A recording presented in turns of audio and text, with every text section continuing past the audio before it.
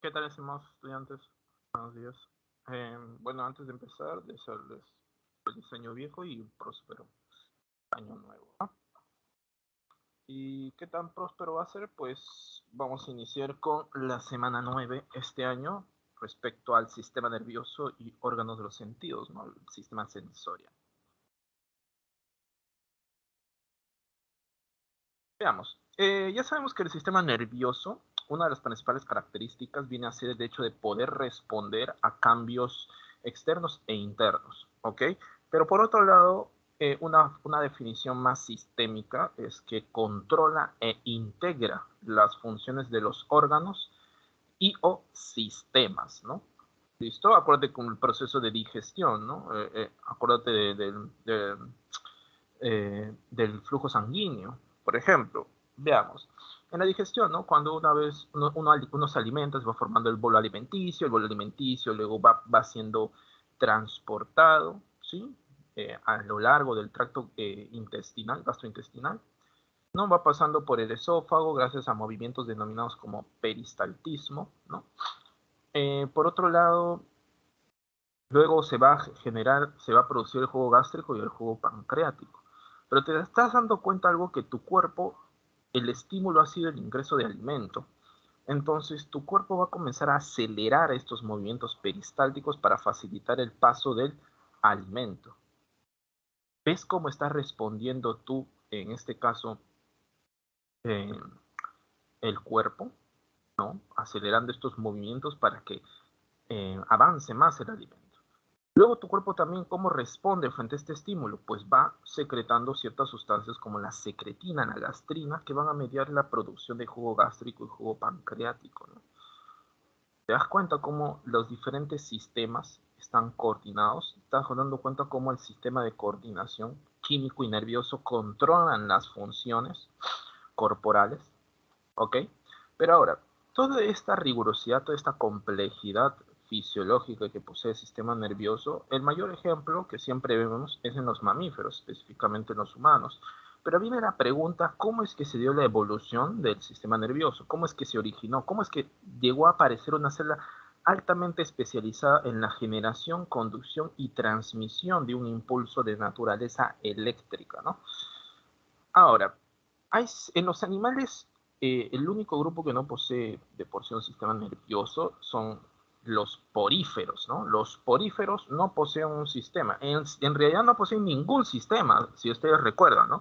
Los denominados parazoos. ¿Por qué? Porque no poseen tejidos verdaderos, por lo tanto no poseen órganos, por lo tanto no poseen sistemas. Profe, entonces, ¿cómo estas células pueden responder y captar y responder a diferentes estímulos? Pues mira, hay células, de por sí todas las células tienen la capacidad de responder, se denomina como irritabilidad, ¿ok? Pero esta capacidad de poder responder es gracias que estas células a nivel de su membrana pues poseen proteínas que pueden reconocer ciertas señales, que pueden ser, por ejemplo, fotones, luz, o pueden ser diferentes sustancias químicas, ¿ok? Entonces, estas células captan estos cambios en el ambiente y por lo tanto responden. Por ejemplo, algunos protozoarios, que son células, son organismos unicelulares, ¿no? En la cual su estructura es casi similar a un animal, una célula animal, así como algunas bacterias, tienen la capacidad de poder dirigirse o viajar hacia una zona con mayor concentración de una determinada sustancia. Por ejemplo, alimento. ¿Cómo se denomina esto? Como quimiotaxia, ¿no? Esta tendencia a dirigirse hacia un determinado lado por la presencia de una sustancia química. ¿Ok? Es un ejemplo. Ahora, con el paso del tiempo aparecen unas células especializadas, ¿sí? Las denominadas protoneuronas, ¿ok? ¿Y dónde encontramos estos? En los nidarios. ¿Te acuerdas de los nidarios, no? Los nidarios y los tenóforos, que entre los dos forman el grupo de los celenterios. ¿Por qué se denominan celenterios, te acuerdas? Porque poseen una cavidad interna denominada como celenterón. ¿Sí o no? El celenterón. Ahora, este primer sistema nervioso que aparece es el sistema nervioso reticular o difuso. Reticular porque tiene forma de red. Un plexo, el plexo también es una red. Cuando dice plexo linfático, vasos linfáticos formando una red, plexo sanguíneo, vasos sanguíneos formando una red. Lo mismo, aquí el sistema nervioso reticular difuso se caracteriza por plexos nerviosos, ¿no? Por diferentes protoneuronas interconectadas unas con las otras. ¿Dónde se encuentra toda esta red? A nivel, por debajo de la epidermis y a nivel de la gastrodermis. ¿Te acuerdas, no? ¿Te acuerdas que en la cavidad interna del celenterón encontramos la gastrodermis, que viene a ser una porción, bueno, viene a ser una capa tisular, la cual encontramos las células secretoras de enzimas hidrolíticas? ¿Te acuerdas, no? En la digestión intra y extracelular. También encontramos a los amebocitos, ¿no? Que realizan esta digestión completa. ¿Ya? Estos plexos nerviosos, esta gran red de protoneuronas se encuentran por debajo de la epidermis y en la gastrodermis. ¿Ok? Estas protoneuronas, a diferencia de estas neuronas, bueno, la mayoría de nuestras neuronas, el sentido del impulso eléctrico que transmiten puede ser en ambos sentidos, o sea, puede viajar hacia allá, así, o puede ir al revés, a diferencia de nosotros, que en la mayoría de estos impulsos nerviosos son unidireccionales, es decir, hacia un sentido. ¿Puede retornar, pero hacia el sitio donde se ha captado el estímulo? Sí, pero retorna lógicamente no utilizando la misma neurona, sino otra neurona, que viene a ser la neurona motora. La sensación se recibe por una neurona sensitiva, una neurona aferente también denominada, y se ejecuta la función, pero a nivel de otra neurona, la neurona motora o la neurona eferente. Pero aquí no, aquí no. Estas protoneuronas pueden transmitir el impulso de forma bidireccional. Eso es con respecto al sistema nervioso de estos animales. Luego tenemos parte del sistema sensorial, que a nivel de la periferia, por ejemplo, de las medusas, encontramos unas estructuras, ¿sí?, denominadas como ropario. El ropario consiste en dos pequeños órganos, uno el denominado celo, que es un fotorreceptor, es decir, puede captar la luz, y por otro lado el estatocisto, ¿no?, en la cual a lo largo de toda la periferia, en estas pequeñas estructuras, vesículas, compartimentos, encontramos estatolitos, que son de diferentes minerales, pues lito, estatolitos. Y lo que permite esto es como que generar cierto peso hacia toda la periferia, y por lo tanto esto le da orientación a las medusas. ¿Para qué? Para que pueda posicionarse y para que pueda nadar. ¿Ok? Estatocitos. Los que contienen los estatolitos. Ok, vamos ahora con el sistema nervioso ganglionar, que se diferencia del reticular. ¿Por qué? Porque en reticular tú has visto que estas protoneuronas están formando toda una red, eh, pero no hay una aglomeración, no hay una conglomeración, no hay una nodulación, una acumulación de tejido nervioso en una determinada zona. No la hay, no la hay. La misma proporción de tejido nervioso encontramos en todo el cuerpo del animal. En cambio, en el sistema nervioso ganglionar vamos a observar la formación de ganglios, que viene a ser la acumulación de tejido nervioso. ¿Y dónde lo encontramos? En esta zona. Uno de los ejemplos vamos a tener a los platelmintos, a los anélidos y a los artrópodos. Por ejemplo, los platelmintos, que vienen a ser los gusanos planos, las planarias, ¿sí?, a nivel del encéfalo, ¿listo? Acá ya estamos observando un eje longitudinal. ¿Y qué sucede? Vamos a ver la acumulación de somas neuronales, de cuerpos neuronales. ¿Tú te acuerdas, no? La parte de una neurona. Sus dendritas, estas evaginaciones, el soma, el axón, teledendrón. ¿Ok?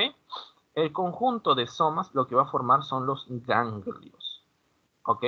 Ganglios. Acá es donde estamos viendo una centralización. Estamos viendo que los somas neuronales se van centralizando en determinadas zonas. ¿Por qué? Para poder compartimentalizar una determinada región del cuerpo que está encargada en la coordinación e interpretación de ciertos estímulos para la ejecución de una respuesta. ¿Ok? No como acá. No acá, es toda una red. No hay un centro, no hay un centro en el cual se canalice la mayoría de funciones, no.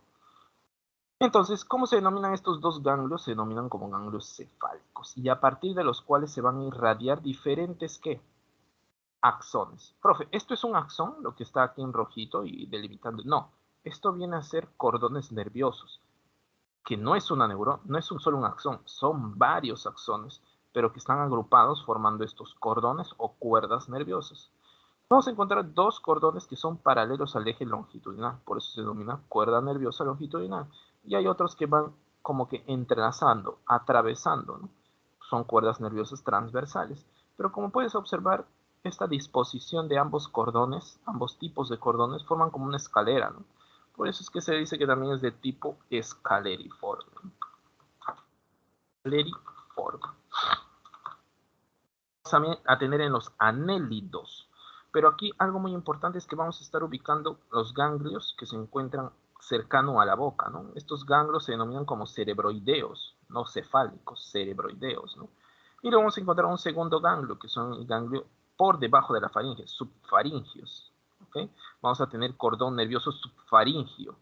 Acuérdate, no está en el dorso, no está en el dorso, está en la parte abdominal, cordón nervioso, en los anélidos.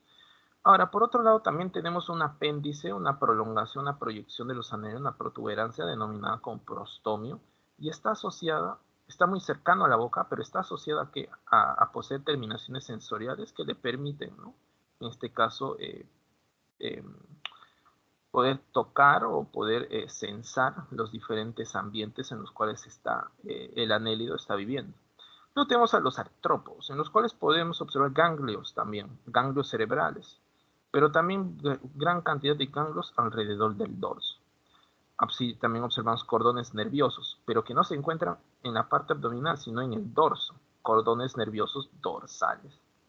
¿Ok? Ahora vamos también con el sistema nervioso ganglionar, continuamos, pero en este caso en los moluscos, en los gasterópodos como el caracol y los cefalópodos como el calamar, ¿no? Ambos poseen, por ejemplo, varios ganglios, unos concentraciones de somas neuronales, por ejemplo, en el cerebro, ganglios cerebroides, ambos. Luego tenemos ganglio perial o ganglio pedal. Y por otro lado, los ganglios viscerales, ¿no? Sobre el control involuntario de las vísceras de estos animales. Ahora, por otro lado, con respecto al sistema sensorial, vamos a encontrar diferentes elementos. Por ejemplo, poseen un tentáculo táctil como un mecanorreceptor. Pues para, en este caso, sensar la presión, los cambios de presión, ¿no? Un ojo vesicular, la cual es un fotorreceptor. Luego tengo a los fradio, que es un quimioreceptor, ¿no? Detección de ciertas sustancias químicas. Y luego el estatocisto. Por eso que tú ves que los caracoles pueden estar en un árbol, en una pared, y no se caen gracias al estatocisto, porque le permite, ¿qué cosa? Pues mantener un equilibrio espacial.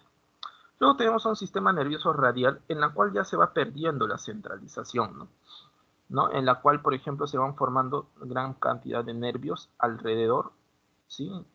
De toda la periferia, exactamente en los brazos ambulacrales. Todos estos cordones nerviosos lo que forman es los nervios radiales, que finalmente convergen ¿en dónde? En un anillo que está alrededor del esófago, denominado anillo periesofágico. ¿Ok?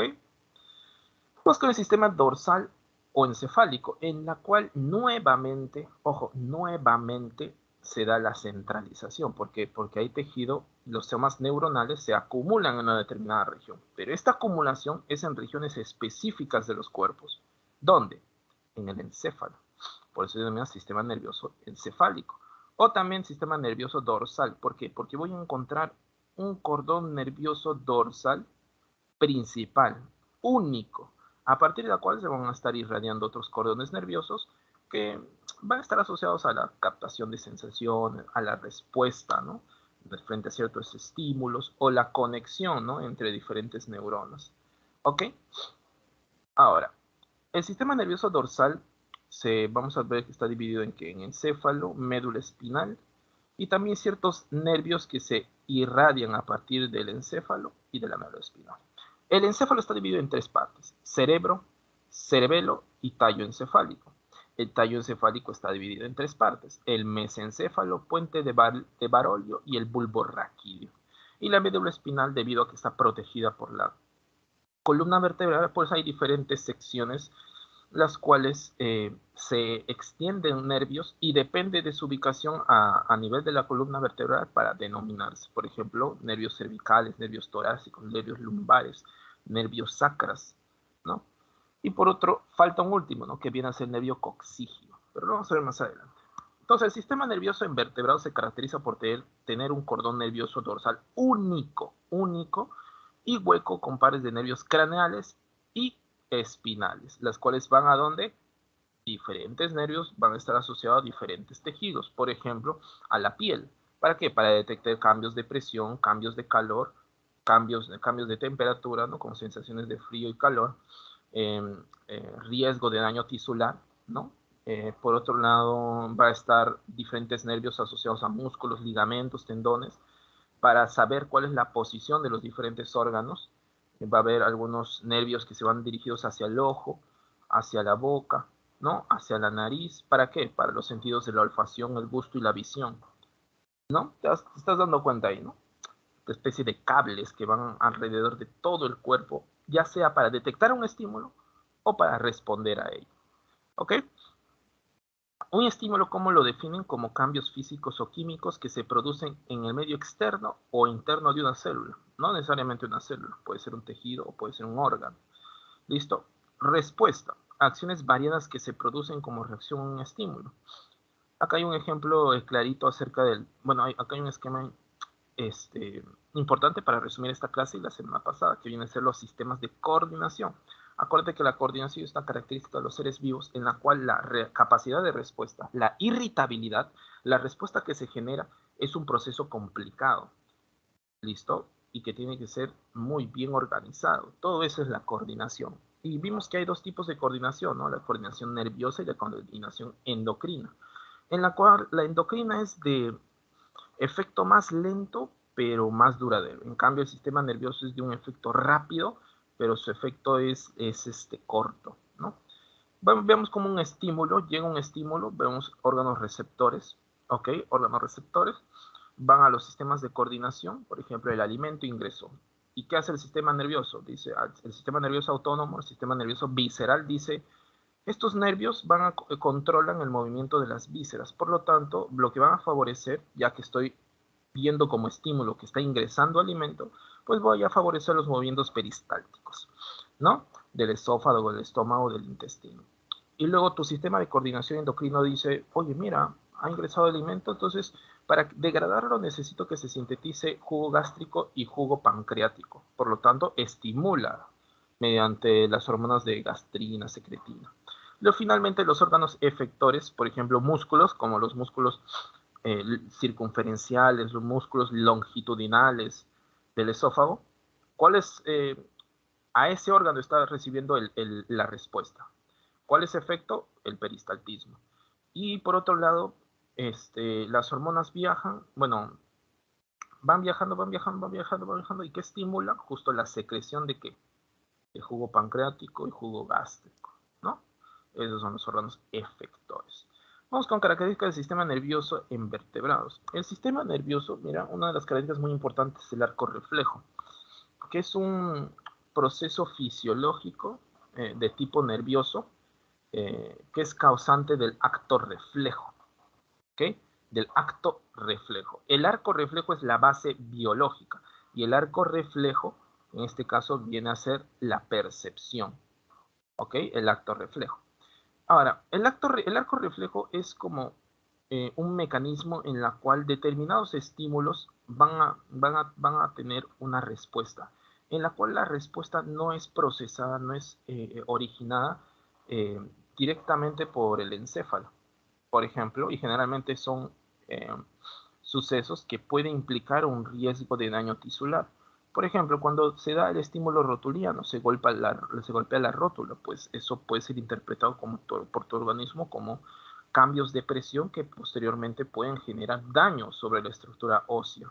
Entonces, lo que hace, ¿qué hace el pie? Se levanta, se levanta, se levanta. Por otro lado, el receptor, por ejemplo, cuando estás cerca de una vela y la vela, ¿no? Con el fuego y ves que está caliente, la retiras automáticamente. ¿Por qué? Porque tu cuerpo está detectando una especie de riesgo de daño tisular, ¿no?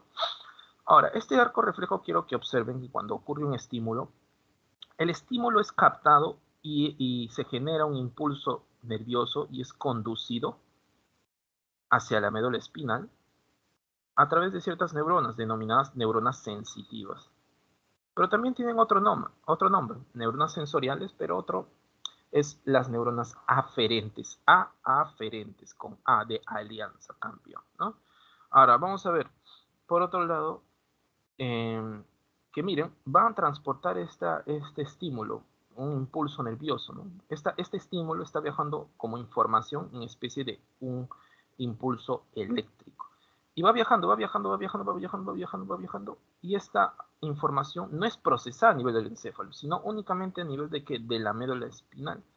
Inmediatamente lo que origina es una comunicación entre la neurona sensitiva y otra neurona. Este sitio de comunicación se denomina como sinapsis. Como solamente está ocurriendo un solo proceso sináptico, por esto se denomina como arco reflejo mono, uno, sináptico.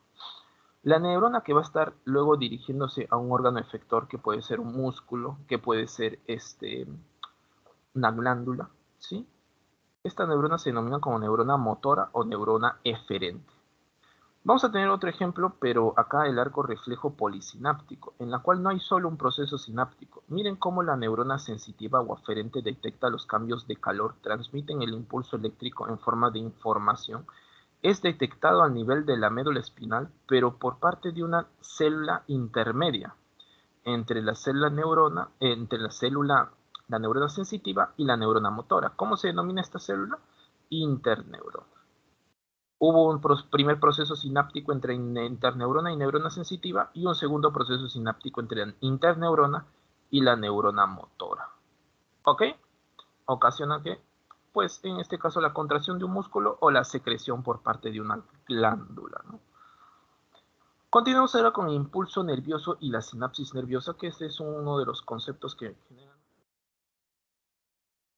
clara, ¿ok? Miren, una neurona es una célula especializada. ¿En qué? Vamos a colocar acá y vamos a aumentar el tamaño. En la generación, en la conducción y en la transmisión ¿de qué? De un impulso bioeléctrico denominado o conocido como impulso nervioso. ¿Ok? Ahora, les voy a comentar que la generación y la conducción es un proceso, una etapa del impulso nervioso que se caracteriza por ser de naturaleza eléctrica. En cambio, la transmisión es del tipo de naturaleza química. ¿Cómo así, profe? Primero, la generación. Las neuronas tienen una característica que es la excitabilidad, que es que a nivel de las dendritas posee ciertos receptores que logran captar cambios en la concentración de sustancias, cambios de calor, cambios de presión, ¿ok? En este caso, captación de luz, etcétera, etcétera. Lo cual va a generar una excitación y por lo tanto la aparición de un impulso eléctrico que va viajando alrededor del axón. Aquí es donde vimos la generación. Aquí es donde vemos la conducción. Profe, ¿y dónde vemos la transmisión? Es cuando esto llega a los botones terminales, a las terminaciones nerviosas. Y acá esta información va a ser transferida a una siguiente neurona. Pero esta transferencia no es de naturaleza eléctrica, es de naturaleza química. ¿Qué quiere decir?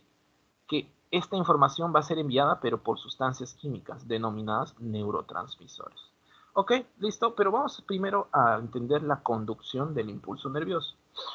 El impulso nervioso se origina por la despolarización de la membrana. Profe, ¿cómo es eso? Mira, ves toda esta neurona, ¿no? Vemos un cortecito aquí pequeño del axón, que sigue siendo parte de la célula, ¿no? Acá vemos la membrana, ¿ok?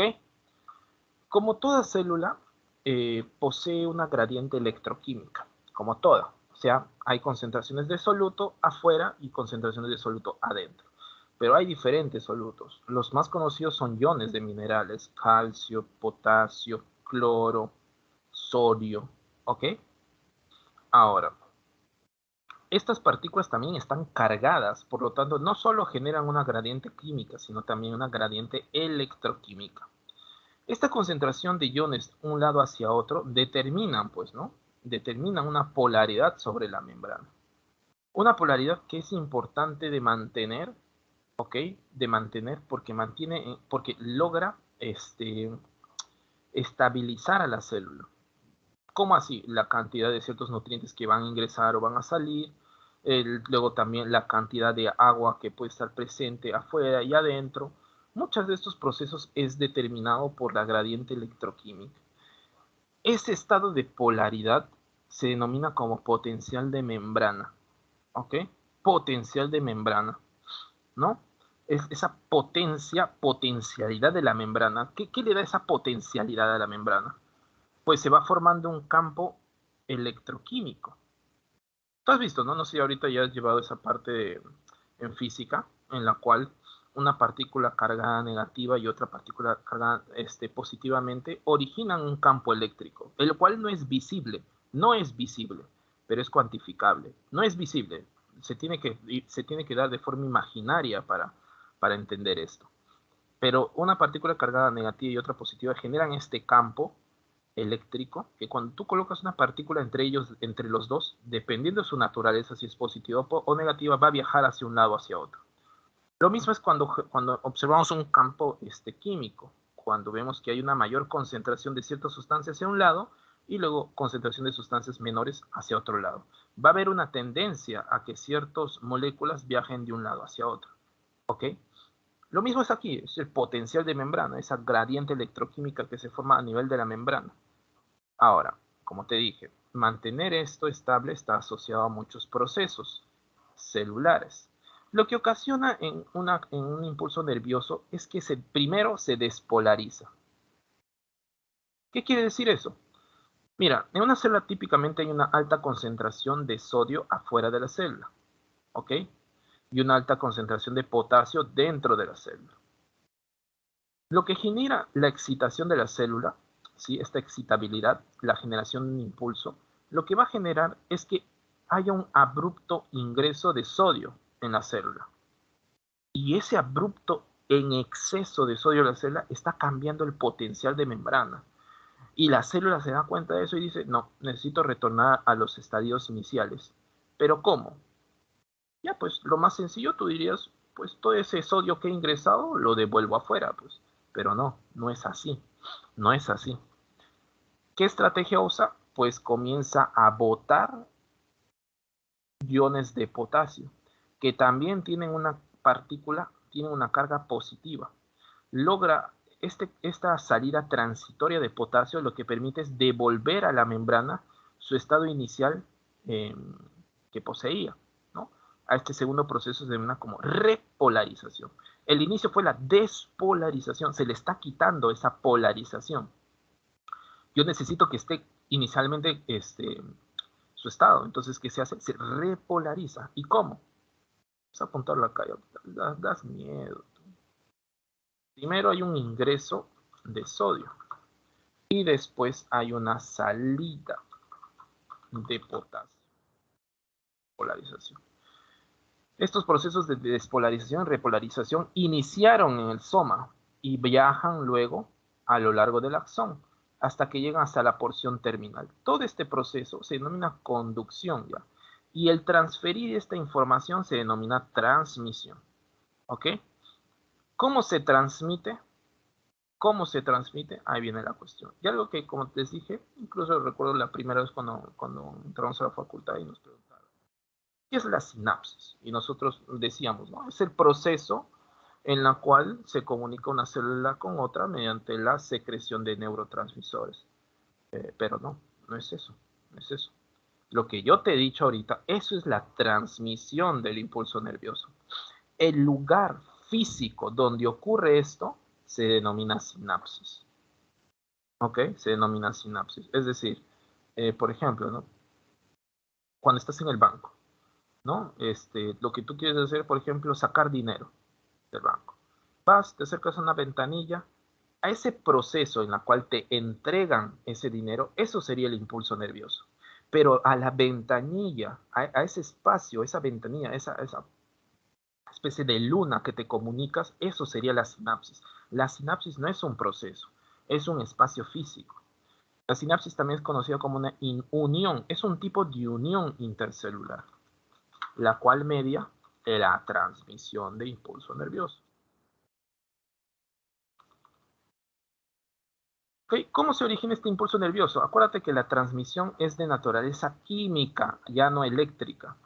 El impulso nervioso va viajando, va conducido. hasta esta zona. Es un impulso eléctrico, periodos de repolarización, despolarización. Hasta que llegan a esta porción, hasta el botón sináptico, hasta la última porción de las terminaciones nerviosas. Y aquí hay una alta concentración de transportadores de canales iónicos que se encuentran en la membrana. Todos estos cambios de despolarización, respolarización llegan a afectar estos canales y lo que hacen es abrirse y esta apertura logra hacer que ingrese, ¿qué cosa? Calcio, pero de forma grande. Bueno, ingreso de calcio. Y este de ingreso de calcio lo que va a hacer es, mira, acá hay varias vesículas, varias micelas, varios cuerpecitos pequeños, ¿sí? En las cuales se encuentra reservado unas sustancias químicas denominadas como neurotransmisores, ¿ok? Este ingreso de calcio abrupto, rápido, en exceso, lo que genera es que estas vesículas vayan hacia la membrana y liberen su contenido. El contenido puede ser un neurotransmisor, la cual viaja hacia la siguiente neurona, hacia las siguientes dendritas de las neuronas, y estos neurotransmisores, mira, la siguiente neurona posee unos receptores específicos de estos neuronas. Y a partir de esto se genera nuevamente un impulso eléctrico y continúa así en forma de ciclo, ¿no? Ahora, ¿cómo se denomina la neurona en la cual transmite el impulso nervioso? Neurona presináptica. Y la que la recibe se denomina como neurona postsináptica. ¿Ok? ¿Ok? ¿Listo? Continuamos. Sistema nervioso humano. ¿Qué ocurre en el sistema nervioso humano? Pues vamos a ver divisiones, ¿no? Ciertas divisiones. Por ahí de julio.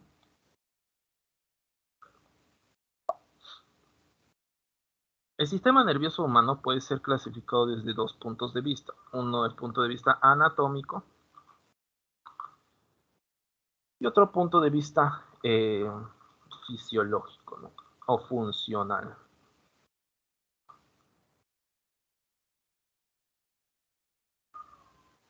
El anatómico, por ejemplo, va a estar dividido en sistema nervioso central y sistema nervioso periférico. El sistema nervioso central está conformado por el encéfalo y la médula espinal.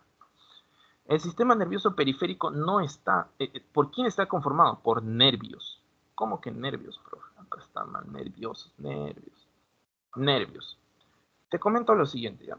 Yo sé que te acuerdas, te comenté en la última clase. Un conjunto de somas Profesor, disculpe, una pregunta. Sí, coméntame. Coméntame. ¿Cuál mencionó que era la que recibía la presináptica o la postsináptica? Ya, listo.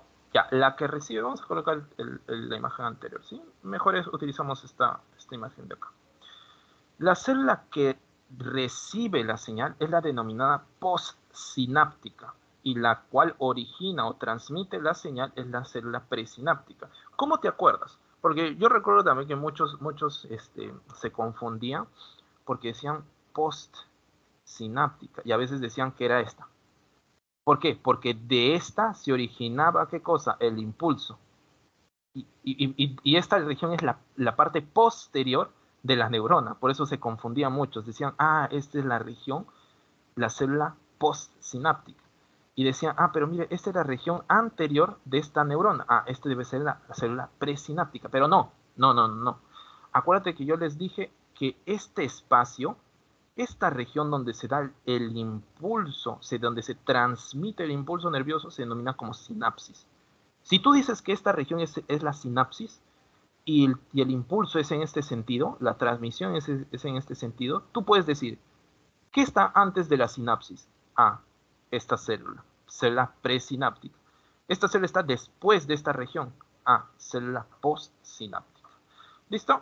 Continuamos. Entonces, sistema nervioso desde el punto de vista anatómico. Pues vemos al sistema nervioso central, sistema nervioso periférico. El sistema nervioso central conformado por el encéfalo y la médula y el sistema nervioso periférico en la periferia del cuerpo está conformado por los nervios, que son del tipo craneal y del tipo espinal. Son nervios que salen del cráneo y nervios que salen de la médula espinal.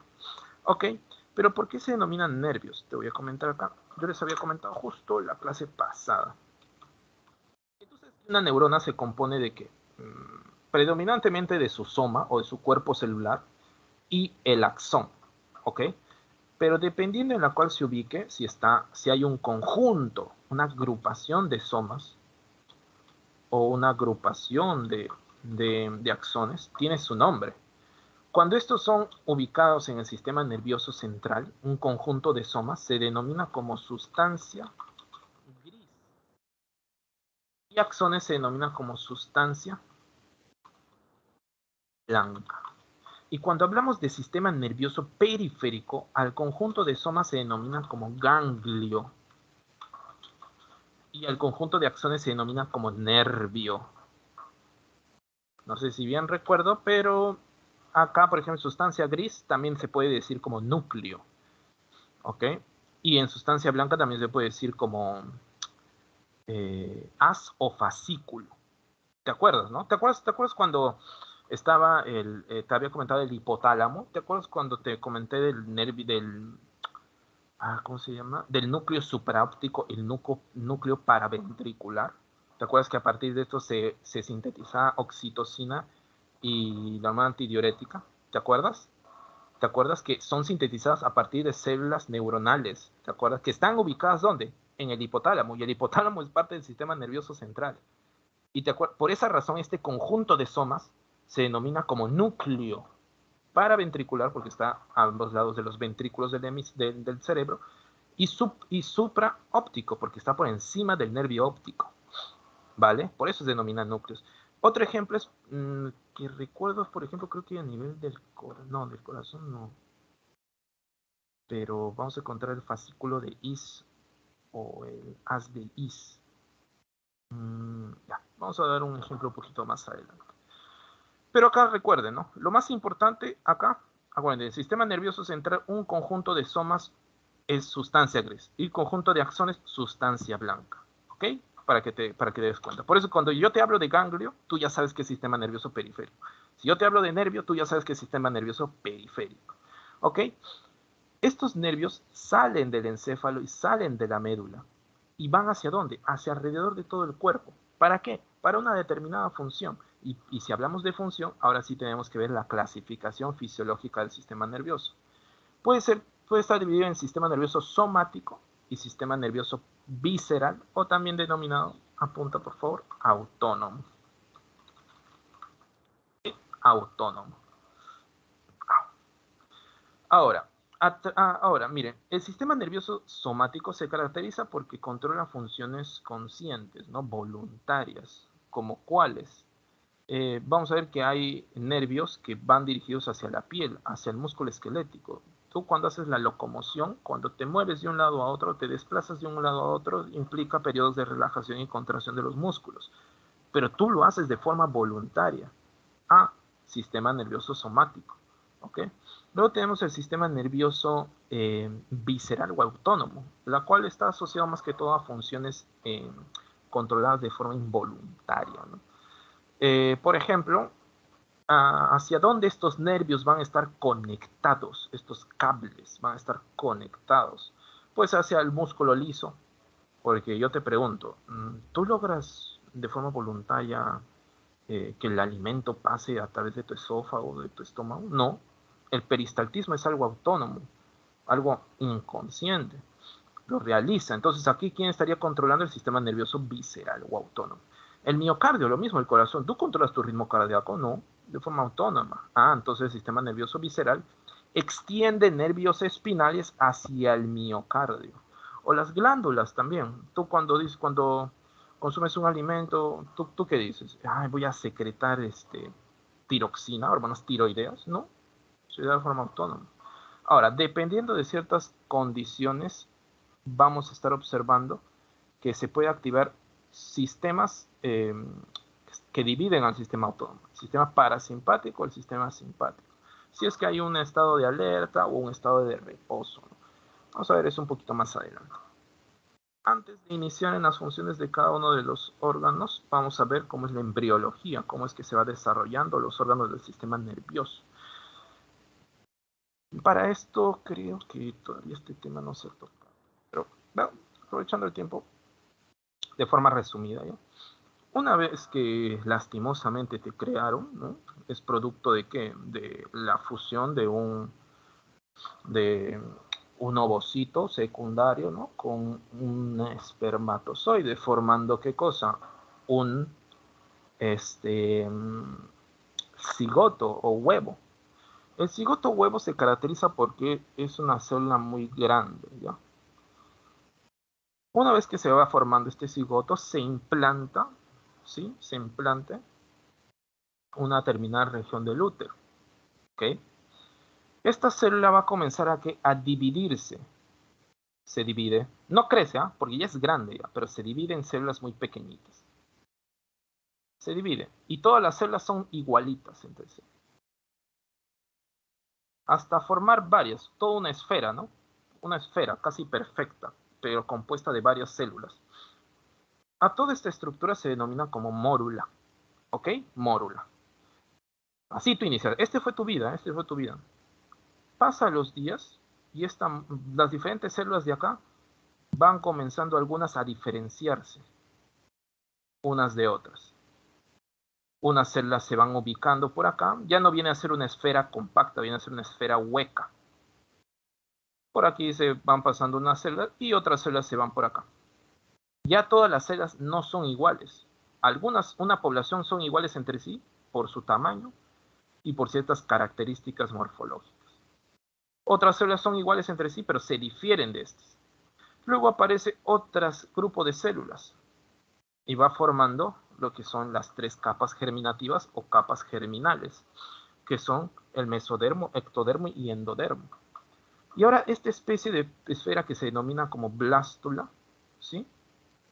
Va cambiando hasta formar una gástrula, ¿no? Mórula, blástula, gástrula. No te preocupes, esto lo vamos a ver cuando lleguemos a embriología. Y posteriormente sucede un proceso. Mira, acá hay el proceso de morulación, blastulación, gastrulación, que son diferentes etapas. O sea, tus primeros días de existencia fueron estos, ¿ok? Y luego viene otro proceso un poquito más complicado que se denomina como morfogénesis, en la cual las diferentes estructuras del embrión se van formando, se van observando los primeros precursores de los órganos adultos, los primeros, o sea, los precursores, la morfogénesis. Y en este caso el embrión va cambiando de forma. Ahora es así, ya no una esferita hueca, no, ahora es así. Y observamos que a nivel del dorso encontramos una estructura larga a lo largo de todo el eje longitudinal y en el dorso, denominado como tubo neural. Acá tenemos un corte transversal, un tubo neural. Y a partir de las primeras secciones, de las secciones anteriores del tubo neural, van a estar formándose compartimentos denominadas vesículas. Pero vamos a tener dos tipos de vesículas, las primarias y las secundarias. Las primarias se denominan así porque son las primeras que aparecen. Cada una de estas vesículas en la región anterior del tubo neural tiene un nombre, como prosencéfalo, mesencéfalo y rombencéfalo. Y el resto, y la mayor parte de todo el tubo neural, va a dar origen a la médula espinal. Luego se van formando vesículas secundarias a partir de las primarias. El mesencéfalo continúa igual hasta etapa adulta. El prosencéfalo va a dar origen al telencéfalo, que da origen finalmente a los hemisferios cerebrales. El prosencéfalo al diencéfalo y por ende al tálamo y al hipotálamo. Y por otro lado, el rombencéfalo da origen al metencéfalo, que va a formar el puente de Barolio o la protuberancia anular y el cerebelo. Luego el mielencéfalo, que va a dar origen al bulbo raquídeo. ¿Ok? La médula espinal continúa su formación. Ahora veamos acá. En el sistema nervioso central, algunas características que tenemos que tener en cuenta y lo vamos a estar viendo durante esta clase. Sistema nervioso central, acuérdate que se compone de que, vamos a reducir esto, el encéfalo y la médula espinal. Acuérdate que el encéfalo está compuesto de tres componentes: cerebro, cerebelo y tallo o tronco encefálico. El tallo o tronco encefálico se conforma por el mesencéfalo, el puente de Barolio y el bulbo raquídeo. ¿Ok? Puente de Barolio también denominado como protuberancia anular Bulbo raquídeo también denominado como médula oblonga o u oblongada, ¿no?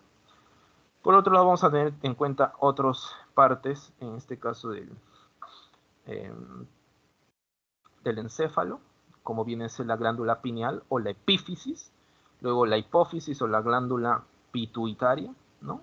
La hipófisis, ¿sí? Y por otro lado tenemos al hipotálamo y por acá arribita al tálamo, ¿no? Que van formando el diencéfalo, ¿ok? Continuemos. Acuérdate que la médula espinal está protegida por una estructura ósea denominada como columna vertebral, y gran parte de los diferentes nervios que se extienden a partir de la médula espinal son clasificadas dependiendo de la posición en la columna vertebral, como cervicales, torácicas, lumbares o sacras. ¿Ok? Acuérdate que también tanto el sistema, tanto el encéfalo como la médula espinal están protegidas por tejido óseo, pero antes del tejido óseo hay tejido conectivo, que se denomina todo este sistema de protección, toda esta membrana de tejido conjuntivo, se denominan como meninges. ¿Ok? Vamos con el sistema nervioso central. El sistema nervioso central, el primer componente, que viene a ser el cerebro, del encéfalo, el cerebro, ¿sí? El cerebro se caracteriza por tener unas depresiones, unos cortes. Algunos son más superficiales y otros son más profundos. Vamos a tener los cortes más superficiales, son los surcos, los que van a formar las circunvoluciones. Y en cambio vamos a tener las cisuras, que son cortes más profundos, que van a formar los lóbulos. ¿Ok? Los lóbulos. ¿Cuáles son esos surcos? Por ejemplo, la cisura de Rolando, la cisura de Silvio y la cisura parieto-occipital, la cual divide al cerebro en 4 lóbulos. Por ejemplo, lóbulo frontal, lóbulo parietal, lóbulo temporal y lóbulo occipital. Acá. ¿Listo? Cada uno de estos lóbulos es importante definir porque ocurren ciertos procesos, algunos procesos conscientes, intelectuales, que ocurren en cada una de estas determinadas zonas, ¿no? En el lóbulo frontal, por ejemplo, encontramos el área psicomotriz, ¿no? El área motriz que está asociada a la locomoción, al movimiento del músculo esquelético, ¿no? A la contracción y relajación del músculo esquelético, por lo tanto, contribuye con el movimiento de las diferentes extremidades del cuerpo. El lóbulo frontal asociado al área auditiva, ¿no? Justo asociado muy cercano hacia el oído, ¿no? Lóbulo occipital, ¿asociado a qué? Al área visual. ¿Listo? Al área visual. Ahora, por otro lado, el hemisferio derecho y el izquierdo están conectados por un tejido conectivo denominado a punta como cuerpo calloso. Y cada uno de los hemisferios está especializado con una mayor predominancia sobre un determinado proceso. Por ejemplo, en el hemisferio cerebral, vamos a ver más que todo el análisis táctil, ¿no? El tacto, ¿no? La imaginación, la corteza auditiva, el arte, la visualización, el análisis espacial, el cálculo matemático estimado, ¿eh? Estimado. Y por otro lado, vamos a tener el lado izquierdo, en la cual encontramos cálculo matemático exacto, está más desarrollado, el área del lenguaje, la ciencia, la corteza auditiva, ¿no? La escritura, el razonamiento, el habla, ¿ok? Vamos ahora con otras estructuras como viene a ser el tallo o el tronco cerebral, ¿no? Veamos, a ver dónde está. Ya, el primer componente es el cerebro, el segundo componente es el cerebelo. Vamos a colocar algunas de las funciones, ¿no? También denominado como árbol de la vida por su forma, ¿no? Interviene, vamos a poner acá, interviene, vamos a poner un poquito más bajito para que no te confundas, ¿ok? Interviene en la postura y el equilibrio. Por otro lado, regula la tonalidad, el tono muscular. Luego, coordina de los movimientos. ¿Listo? Luego, otro tercer elemento viene a ser el tallo o tronco cerebral, la cual está dividido en 3 partes, ¿no? Acá han puesto 2 nada más. La protuberancia, el bulbo raquídeo y por aquí vamos a poner el mesencéfalo. ¿Okay? Mesencéfalo, protuberancia anular o también denominada como puente de Barolio. El bulbo raquídeo, también denominado como médula oblonga o médula oblongada. ¿Ok?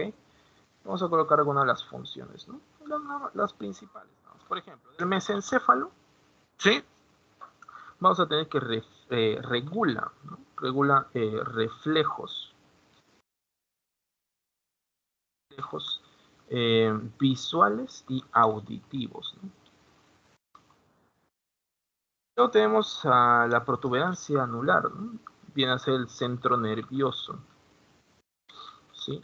Centro nervioso de la respiración. Vamos a tener al bulbo raquídeo, ¿no? Que viene a ser una de las principales funciones, la regulación de la frecuencia cardíaca,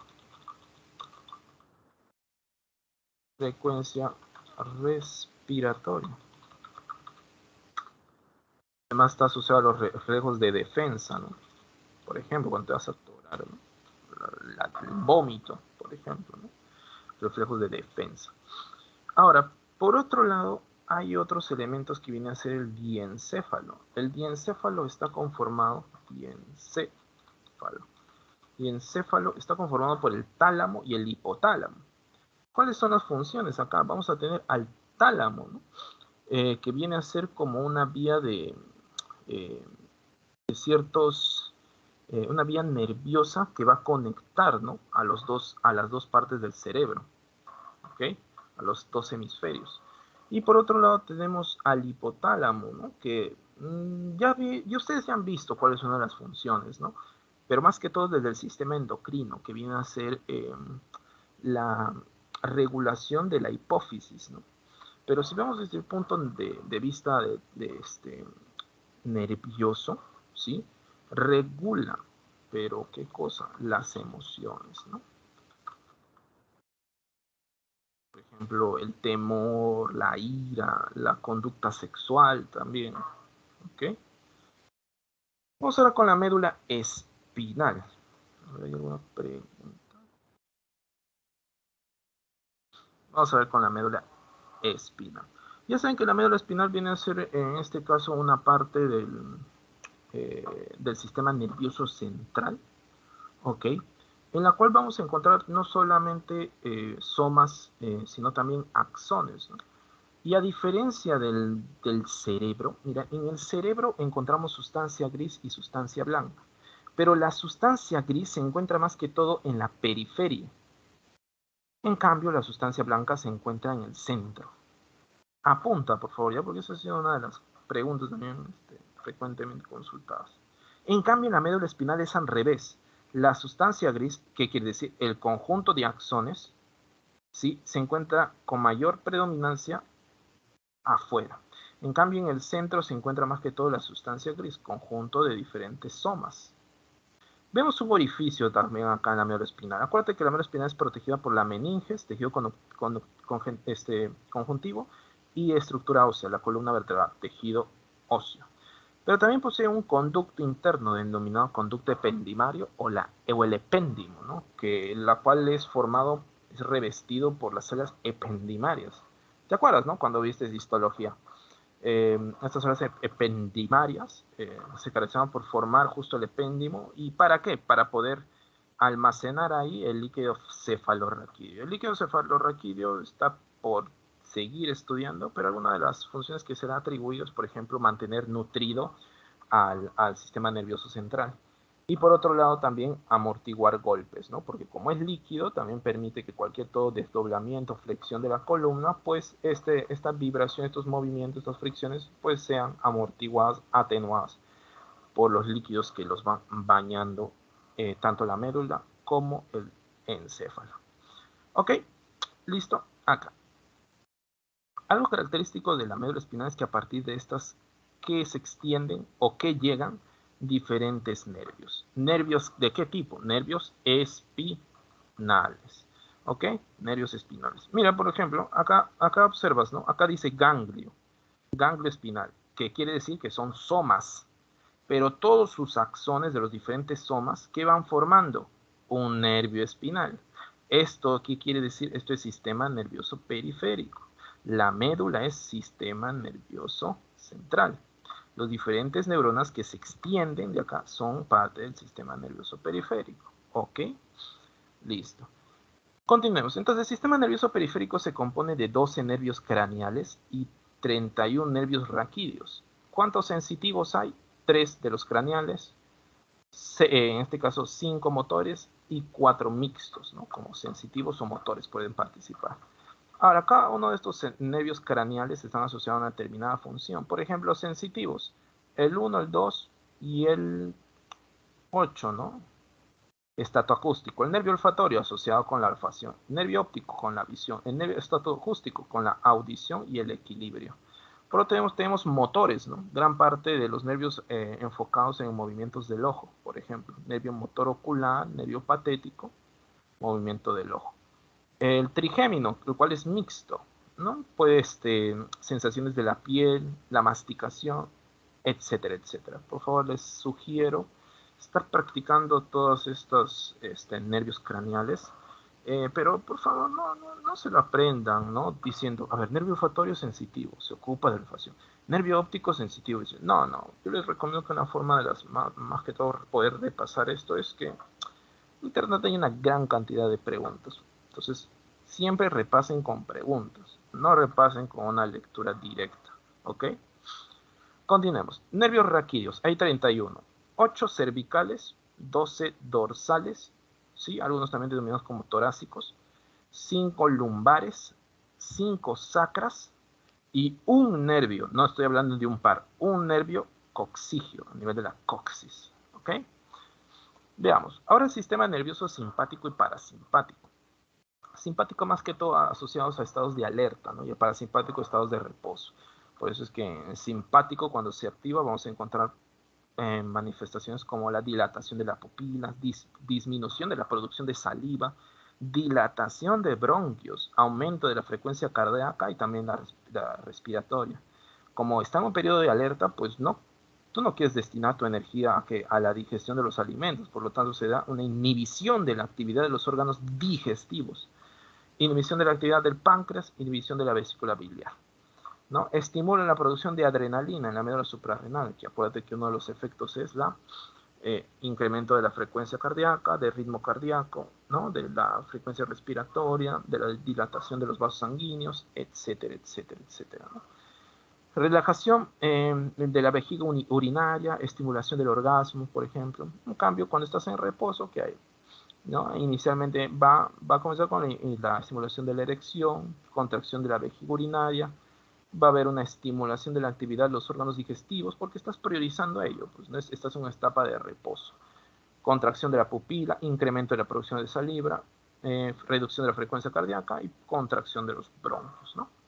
Ahora pasamos con la meninges, que viene a ser una membrana que recubre todo el sistema nervioso central, una membrana de tejido conectivo que está entre los órganos del sistema nervioso central y la estructura ósea, el tejido óseo, ¿no? Como el cráneo y la columna vertebral. Ahora, la meninges está compuesta de varias membranas, 3 específicamente. La dura madre, que viene a ser la más rígida y se encuentra hacia el lado más externo. Luego el aracnoides y finalmente la que está en contacto con el cerebro, la pía madre, ¿no? En muchos casos puede estar ocurriendo ¿qué cosa? Una inflamación de la meninges de cualquiera de una de estas membranas, fenómeno que se denomina como meningitis, que puede ser producida por un traumatismo o quizás alguna infección por parte de un agente patógeno.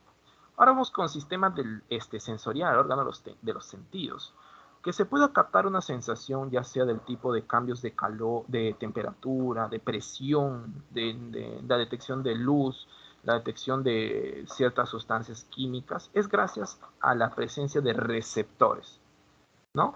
Presencia de receptores. Por ejemplo, primero, ¿cómo se logra detectar un estímulo? Vamos a encontrar un receptor, que generalmente es una proteína que se encuentra en una célula. Y la mayoría de estas células que logran detectar estos cambios son ¿de qué tipo? Neuronal. ¿Okay?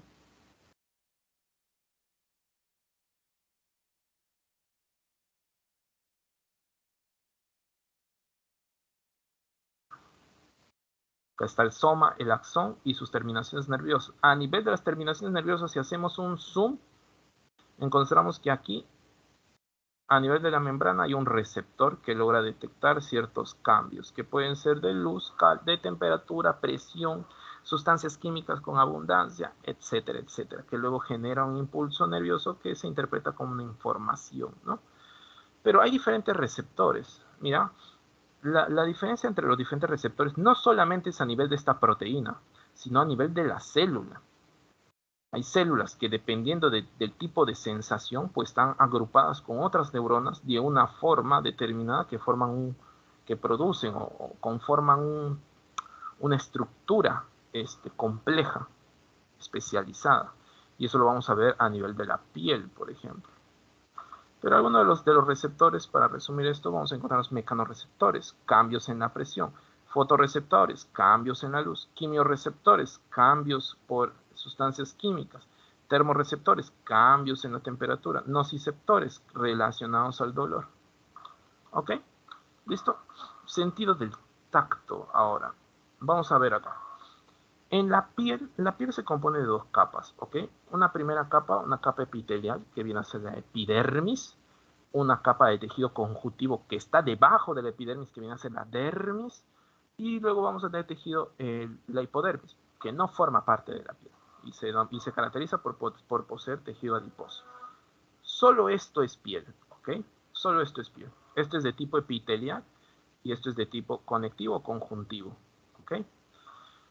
Miren, a nivel de la epidermis y dermis, a nivel de la piel, estamos observando que hay diferentes neuronas sensitivas que van viajando. Una neurona sensitiva tan sencilla es de esta forma, ¿no? Como en forma ramificada. Por eso, a estas terminaciones nerviosas de toda una neurona, donde su soma debe estar más adentro, pues, ¿no? Más lejano, ¿sí? Estas terminaciones tienen la capacidad de detectar una determinada sensación, pero no tienen una estructura compleja. Por eso es que estos se denominan como terminaciones nerviosas libres y están asociadas a nocireceptores o nociceptores, es decir, a la captación del dolor. En cambio, vamos a ver que hay otras terminaciones nerviosas que tienen una estructura compleja. ¿Como cuáles? Como el corpúsculo de Krauss. Mira cómo estas terminaciones están agrupadas. Como el corpúsculo de Meissner. Mira cómo están agrupadas. Mira, formando toda una estructura. El corpúsculo de Meissner. El corpúsculo de Pacini. Mira cómo está agrupada acá. Varios semicírculos. Corpúsculo de Ruffini. Mira cómo está agrupado, ¿no? Discos de Merkel.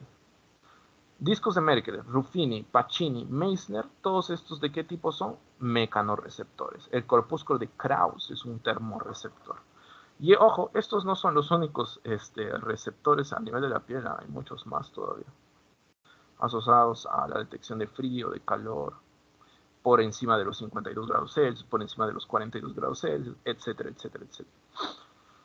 Sentidos de la vista. Ahora vamos a ver la visión. Vamos a enfocarnos en gran parte en la anatomía del ojo, ¿no? El ojo posee tres capitas, ¿ok? Tres capitas. La capa más externa está formada por la córnea y la esclerótica. ¿Listo? Esta es una primera capa, la más externa. La siguiente capa que está por debajo está conformada por el coroides. Se va viajando. Por el iris y por el cuerpo ciliar. Profe, ¿qué es el cuerpo ciliar? Es una especie de músculos ciliares que permiten la reducción o ampliación del diámetro, en este caso tanto del iris como de la pupila, lo cual permite, ¿qué cosa? Canalizar, focalizar la luz que atraviesa la córnea, porque la córnea, a diferencia de la esclerótica, que tú la ves como blanca, la esclerótica, toda esa parte que tú ves blanca en el ojo, ya la parte central está formada por la córnea, pero la córnea, a diferencia de la esclerótica, la córnea es transparente. ¿Para qué? Para que permita el paso de la luz. Entonces la luz se logra canalizar, puede viajar a través de la córnea, canalizada, focalizada por el iris y la pupila. La pupila va a ser un orificio del iris, y luego va viajando hacia una zona. Y es en la tercera capa, ¿sí? En la tercera capa en la cual se logra, ¿qué cosa? El proceso de fototransducción, es decir, de convertir la energía luminosa en otro tipo. ¿Cuál tipo? Energía eléctrica. Entonces, esta tercera capa, ¿por quién va a estar conformada? Por la retina. ¿Ok? La retina. Llega la luz, ¿no? Llega aquí la luz. Todo esto es la retina. Todo esto es la retina. Hay otra capita que lo va cubriendo que viene a ser coroides. Y por último, la esclerótica. Pues, ¿no? ¿Listo? Primera capa, segunda capa, tercera capa, la más interna. Ahora, la retina posee también una capita que se denomina como epitelio pigmentado de la retina, que posee una gran concentración de melanina. ¿Para qué? Porque acuérdate que la luz, no sé si ya te han comentado eso en física, hay dos procesos físicos muy conocidos como reflexión y refracción. La reflexión viene a ser, en este caso, un ejemplo, ¿no? La luz llega y retorna, ¿no? Pero en cambio la refracción es una desviación de la luz, una desviación de la luz al atravesar un material transparente o semitransparente. Lo que permite la melanina es como logra oscurecer esta capa de la retina, pues logra absorber la gran cantidad de la luz, evitando una reflexión de ella. ¿Ok? Ahora, vamos a encontrar acá diferentes células. ¿Ves estas células? Aquí. Estas son las células fotorreceptores. Luego encontramos otras células. Estas son células bipolares.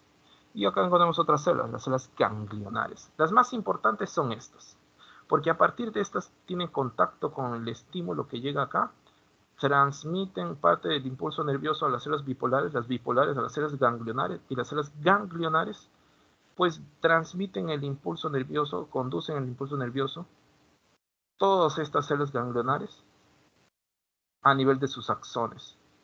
Un conjunto de axones, ¿cómo se denomina? Como nervio.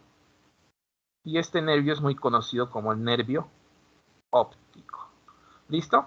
Ahora, ¿quiénes logran captar o excitarse por parte de los fotones? Pues vamos a encontrar acá unas determinadas células denominadas como bastones y conos. Los bastones están asociados al color, mira, a distinguir el blanco y el negro en condiciones de reducida luz. Por ejemplo, cuando estás, no sé si has estado por el parque a medianoche, ¿no? Y bajo la luz de la luna nada más, ¿eh? ¿Ok? Y no logras distinguir muy bien, no logras enfocarte o ver el color verde de los árboles, o el color marrón del suelo, o el color medio gris de la vereda, no, pero logras distinguir sus formas, logras distinguir entre blanco y negro. ¿Y esto es por qué? Porque los bastones logran eso, distinguir blanco y negro en condiciones de luz reducida. En cambio, los conos, acuérdate, conos, colores, permite distinguir los colores. Imagínate que estás en ese parque y ahora llega la amanecida. Ahora logras distinguir muy bien qué cosa. El verde, el marrón, etcétera, etcétera. Y esto es gracias a que los conos permiten visualizar los colores en condiciones de alta iluminación. Ok, pero profe, ¿cómo logran detectar estos, cómo pueden excitarse? Ah, es que a nivel de estos conos y bastones encontramos estas estructuras, que son los segmentos externos, que se caracterizan por poseer estas estructuras de forma apilada, denominadas como discos. En estos discos vamos a encontrar diferentes moléculas denominadas como fotopigmentos, que permiten, ¿qué cosa? Pues ser excitados a determinado nivel, dependiendo de las longitudes de onda de la luz, ¿no? Vamos acá a ver, la eritropsina, la cianopsina y la cloropsina. Acuérdate, eritrocito, rojo, eritrocito, eritropsina, un fotopigmento de los conos. Cianopsina, ciano, azul, cianopsina, cloropsina, acuérdate de los cloroplastos, son verdes, cloropsina. En cambio la rodopsina vamos a encontrar en los bastones. ¿Ok? Continuamos. Vamos con el sentido de la audición. En el sentido de la audición, vamos a encontrar que el oído se divide en tres partes: el oído externo, el oído medio y el oído interno. ¿Ok? El oído externo está formado por el pabellón auricular y este conducto, denominado como conducto auditivo o conducto auditivo externo. ¿Ok? Estos son los dos componentes del oído externo.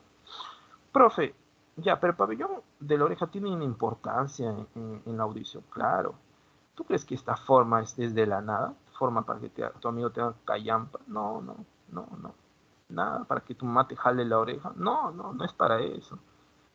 Esta forma que tiene semi-helicoidal de toda la oreja es que permite que cuando las ondas sonoras lleguen puedan focalizarse y canalizarse hacia dónde, hacia el conducto auditivo externo, a la cual luego es conducido hasta una zona que separa el oído externo del oído medio. ¿Cómo se denomina esta zona? Vamos a cambiar de colorcito. Este limitante es el tímpano o membrana timpánica, que separa el oído externo del oído medio. En el oído medio vamos a encontrar tres huesecillos, denominados huesecillos auditivos. ¿Ves aquí? Estos huesecillos denominados como martillo, yunque y estribo. Luego vamos a encontrar como parte del oído interno otra membranita, pero más pequeñita que la del tímpano, denominada como ventana oval. Ventana oval. Y también como parte del oído interno vamos a encontrar a estos canales semicirculares y a la cóclea. ¿Ok? Ahora te voy a explicar todo esto, el proceso de cómo se da la audición. El pabellón de la oreja, ya te dije que esta forma logra canalizar, focalizar las ondas sonoras en forma de ¿qué? Vibración de las moléculas del aire, pues, ¿no? El aire va viajando y llega hasta acá, a esta membrana, que sirve como una especie de bombo. Al momento que el aire llega, choca, choca, y hace que vibre, comienza a vibrar esta membrana, y esta vibración lo que hace es mover ¿a dónde? Al martillo, que golpea al yunque, que golpea al estribo. El estribo golpea a la ventana oval, la cual es una membrana más reducida que la del tímpano. Pero tú ya sabes, pues, tú ya sabes que un área más pequeña induce una mayor presión, ¿no? ¿Te acuerdas? Bueno, presión, fuerza sobre área. Si el área es más pequeña, aumenta la presión. Por lo tanto, lo que hace estos huesecillos auditivos es amplificar las ondas sonoras que han sido transmitidas. Ahora, mira, yo quiero que observes que la energía mecánica que has observado acá, mira, ha sido a través del aire, luego a través de una estructura sólida que son los huesecillos auditivos, y ahora va a ir por una estructura líquida. ¿Cómo así, profe? Como parte del oído interno, observamos esta estructura denominada como cóclea, y la cóclea por dentro posee un líquido. Bueno, posee dos, la perilinfa y la endolinfa. ¿Listo?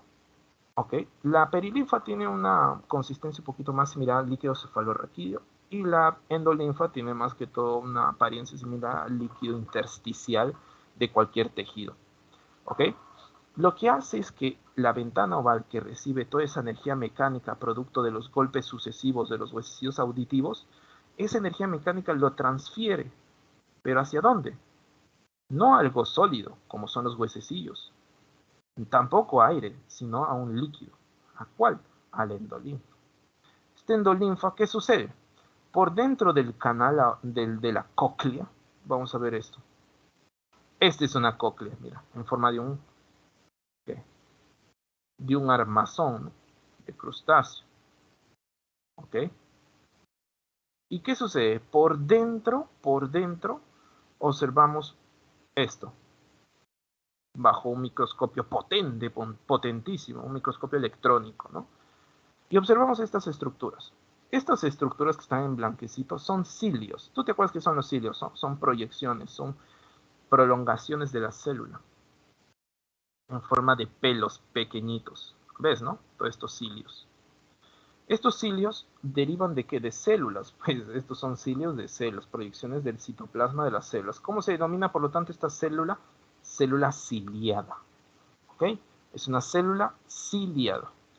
Lo que va a ocasionar ahora esa energía mecánica transportada del aire a los huesecillos y luego amplificada por la ventana oval para que luego el líquido interno de la cóclea viaje, comience a moverse, producto de toda esa energía mecánica transportada.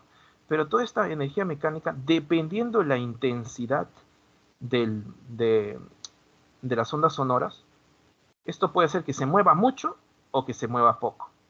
Pero todo este movimiento va a ocasionar que los cilios se muevan. Y el movimiento de estos cilios, pues es interpretado luego por el nervio auditivo, detecta este movimiento de los cilios y dirige una señal que va a ser interpretada como un sonido. ¿Ok? Ahora, esta es una fotografía de, en este caso, cuando observamos células ciliadas normales, ¿no?